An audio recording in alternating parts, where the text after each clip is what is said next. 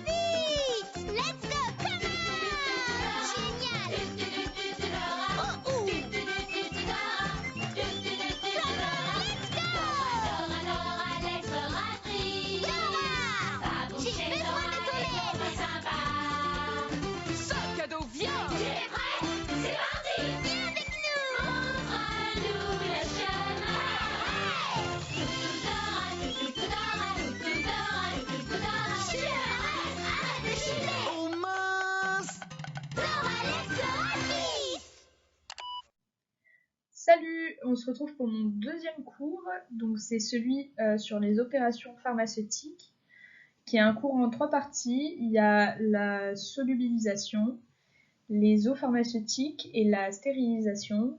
Aujourd'hui on va faire que la solubilisation, puisque les deux autres sont plus instinctifs, un peu moins galères à comprendre, donc on va se concentrer sur celui qui a tendance à poser problème, comme ça vous pouvez bien prendre de l'avance dessus. On va donc parler de la stratégie de solubilisation d'un principe actif. C'est important, à partir de la molécule naturelle ou de synthèse, de pouvoir la solubiliser pour en obtenir un médicament. L'opération de dissolution permet de dissoudre des molécules actives pour en faire des médicaments. C'est une opération qui va consister à diviser une substance à état moléculaire au sein d'un liquide. En général, on va obtenir une solution moléculaire, aussi dite une solution vraie, ou des solutions colloïdales. C'est comme ça quand les molécules sont très petites, allant de 0,1 à 0,001 micromètres. C'est le cas par exemple des micelles qui ont des tailles qui vont de 4 à 10 nanomètres. Ici vous voyez donc deux micelles, vous voyez une micelle directe et une micelle inverse. Une micelle, c'est l'association de molécules de tensioactifs de forme sphérique, comme vous pouvez le voir.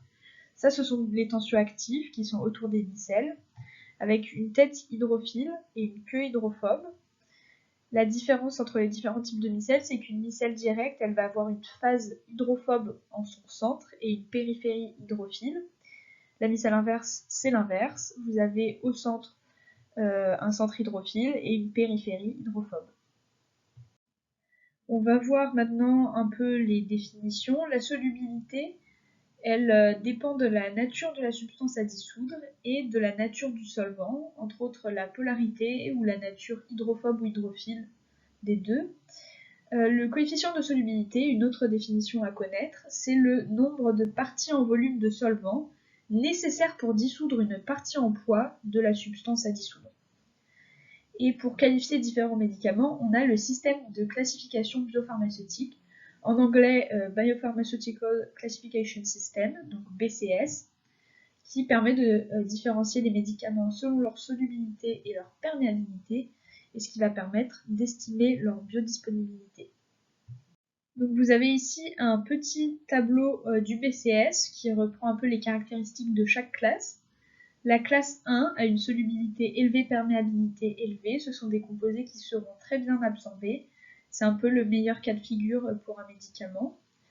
En classe 2, solubilité faible, perméabilité élevée. L'absorption dépendra généralement du taux de dissolution du médicament à l'intérieur du tractus gastro-intestinal.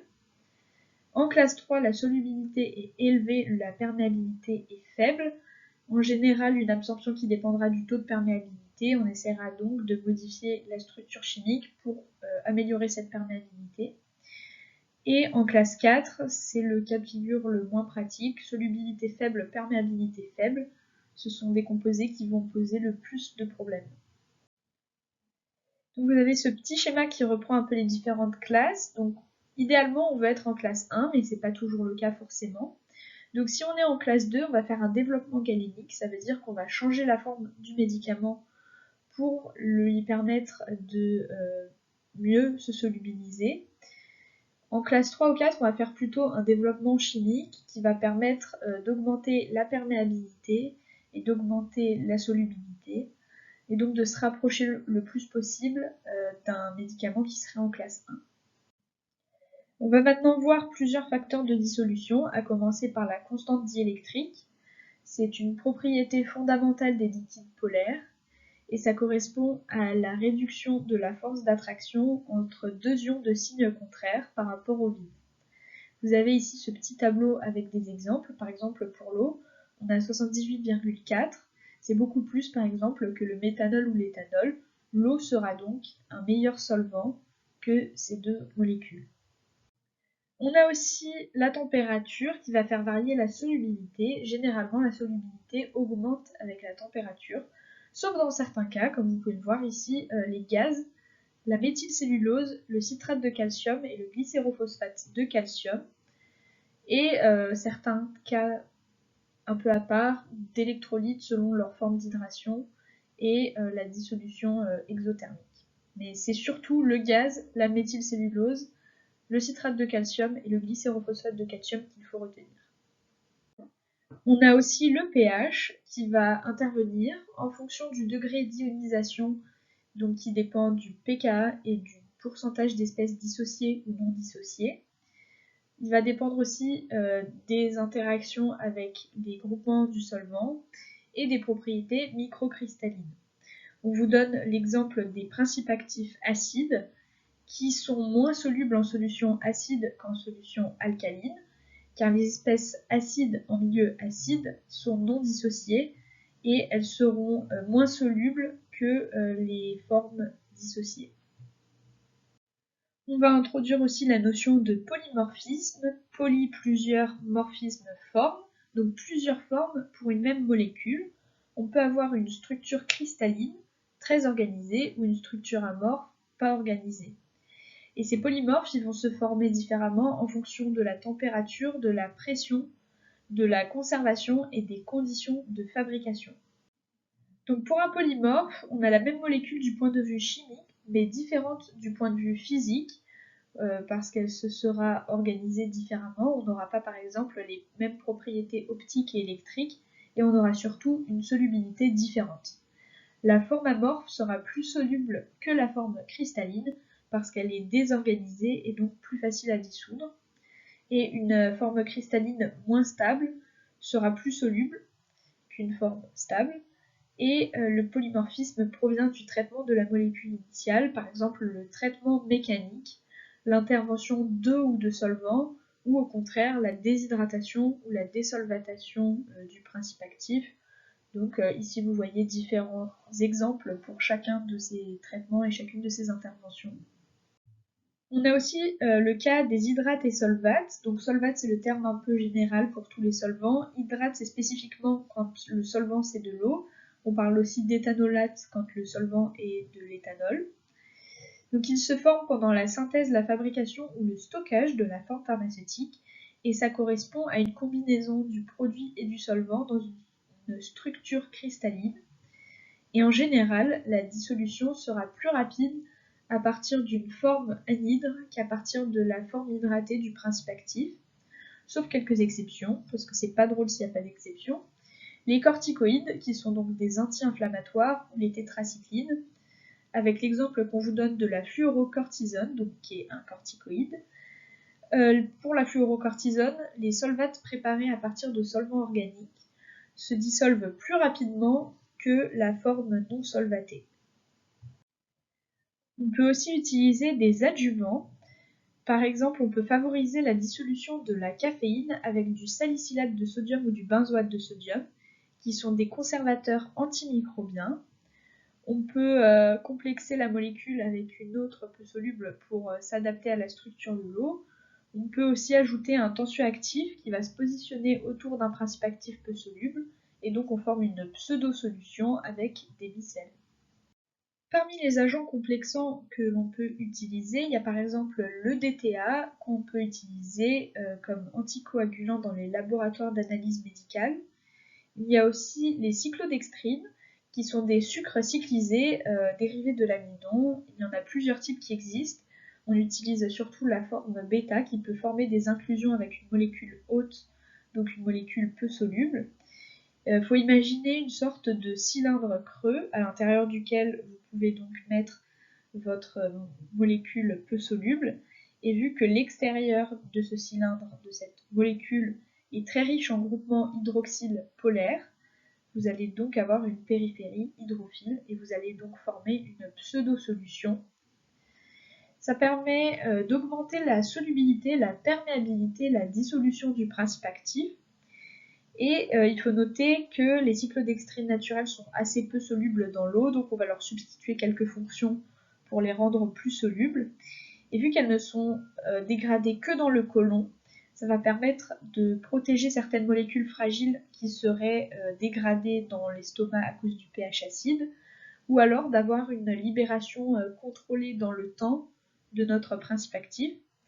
Et de manière générale, les cyclodextrines sont une assez bonne solution pour augmenter la disponibilité biologique des molécules peu solubles, par exemple dans une classe BCS2. Et on vous donne un exemple, la 2-hydroxylpropyl-bêta-cyclodextrine qu'on utilise pour solubiliser la progestérone, et c'est très efficace car elle permet d'augmenter sa solubilité de 88 fois.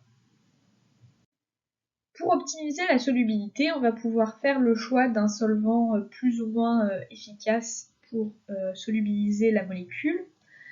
Et on peut faire aussi de la salification, c'est-à-dire former un sel de la molécule de départ, parce que la salification permet d'augmenter la solubilité. Ici, on vous donne un petit tableau avec des exemples. La tétracycline est assez peu soluble, mais si on forme son sel de chlore, donc le chlorhydrate de tétracycline, il sera beaucoup plus soluble, et encore plus soluble que le chlorhydrate de tétracycline, on aura le phosphate de tétracycline, comme vous pouvez le voir dans ce tableau. Ça, c'est à savoir, surtout la force relative des différents sels, c'est que toute salification va augmenter la solubilité, mais des sels différents auront une solubilité différente. On a aussi la solution de faire un eutectique ou une solution solide. Un eutectique, c'est un mélange solide de deux substances dans des concentrations très précises, dont le point de fusion sera généralement inférieur au point de fusion des substances isolées. C'est quelque chose qui n'est pas forcément facile à obtenir, il faut être dans des concentrations précises de nos deux substances, de manière à ce que lors du refroidissement, les deux substances cristallisent simultanément au point eutectique. Un exemple, c'est par exemple la crème EMLA, qui est un analgésique fait à base de lidocaïne et de priocaïne.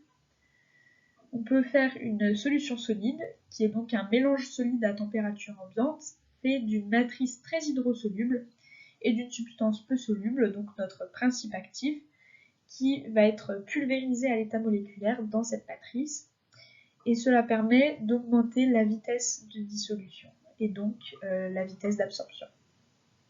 On a aussi le cas particulier des esters, où ici on ne va pas avoir une augmentation de la solubilité, mais au contraire une baisse de la solubilité, qui va permettre d'avoir une dose qui va se prolonger dans le temps. Ça va permettre de retarder ou de prolonger l'action du principe actif. On va comme ça éviter la dégradation du principe actif dans le milieu gastrique. C'est en fait une prodrogue qu'on fait, où l'estérification va permettre de protéger le principe actif dans le milieu gastrique, et lorsqu'il arrivera en milieu intestinal, grâce aux estérases, on va pouvoir faire une hydrolyse et une libération du principe actif. On a aussi la notion de vitesse de dissolution qui vous est donnée par cette loi, donc VD est égal à KS multiplié par la différence de concentration. Cette formule ne va pas vraiment vous servir à faire des calculs, mais c'est important de la connaître quand même parce qu'on peut vous la demander, et surtout ça permet de savoir quels sont les facteurs qui vont influencer la vitesse de dissolution. Par exemple S, qui est la surface de contact entre le solide et le liquide, par exemple, une poudre va se dissoudre plus rapidement qu'un solide. Vous avez la différence de concentration entre la concentration à saturation et la concentration à l'instant T. Et vous avez aussi la constante qui va dépendre de plusieurs facteurs, entre autres la température, ça c'est important à savoir, la viscosité, l'agitation, la diffusion. Et donc on peut augmenter la température pour accélérer la dissolution. Et enfin, il y a plusieurs types de dissolution. Par exemple, on peut faire une dissolution complète. C'est quand on a par exemple une mise en solution, on a le principe actif à l'état moléculaire, en solution tout simplement. On a aussi la possibilité de faire une dissolution extractive, où on va extraire via le solvant certaines parties uniquement en laissant de côté certaines substances qui ne nous intéressent pas, Par exemple, l'opium, donc qui est issu du pavot. Par dissolution extractive, on va pouvoir extraire différents principes actifs, par exemple la morphine, un analgésique, la codéine, qui est antitussif, ou la papavérine, qui est vasodilatateur. Voilà, c'est la fin de ce cours. J'espère que ça allait, j'espère que c'était clair. Alors, je sais qu'il y a beaucoup de notions nouvelles dans ce cours pour vous, mais franchement, prenez le temps de vous poser et de comprendre, et la suite se fera beaucoup plus facilement. Et la suite de ce cours sur les eaux pharmaceutiques et sur la stérilisation, c'est plus facile parce que c'est beaucoup plus instinctif à comprendre, et vous verrez que tout va bien se passer. J'espère que la tutre rentrée, ça se passe bien pour vous, j'espère que mes cours ont été clairs. Et vous allez encore avoir un dernier cours de pharmacie avec ma cotute, et vous allez voir, ça va être absolument fantastique. Et voilà, n'hésitez pas à poser vos questions sur le forum, sur le Discord, et bon courage pour la suite.